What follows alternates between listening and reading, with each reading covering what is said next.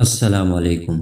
رمضان کی خوشبو قریب آ رہی ہے کیونکہ برکتوں والا مہینہ شعبان المعظم سایہ فگن ہو چکا ہے۔ یہ وہ مہینہ ہے جسے پیارے نبی صلی اللہ علیہ وسلم نے اپنا مہینہ قرار دیا ہے۔ حضرت عائشہ صدیقہ رضی اللہ عنہا فرماتی ہیں کہ اللہ کے رسول صلی اللہ علیہ وسلم جتنے روزے شعبان میں رکھتے تھے کسی اور مہینے میں نہیں رکھتے تھے۔ یہ مہینہ غفلت کا نہیں بلکہ توبہ اور تیاری کا ہے۔ اسی ماہ میں شب برات جیسی عظیم رات آتی ہے جس میں تقدیریں لکھی جاتی ہیں اور رب کریم کی رحمت پکارتی ہے کوئی مغفرت مانگنے والا کہ میں اسے بخش دوں۔ اس مہینے میں 3 کام ضرور کریں۔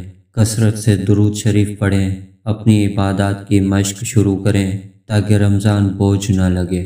دوسروں کو معاف کر کے اپنے دل صاف کر لیں۔ دعا ہے کہ اللہ ہمیں شعبان کی برکتیں اور رمضان کی رحمتیں نصیب فرمائے۔ اللہ ہمیں شعبان کی گھڑیوں کی قدر کرنے اور رمضان کی بھرپور تیاری کی توفیق دے، آمین۔ آپ اس شعبان میں کون سی خاص عبادات کا ارادہ کر رہے ہیں ہمیں کمنٹ سیکشن میں ضرور بتائیں۔ جزاک اللہ۔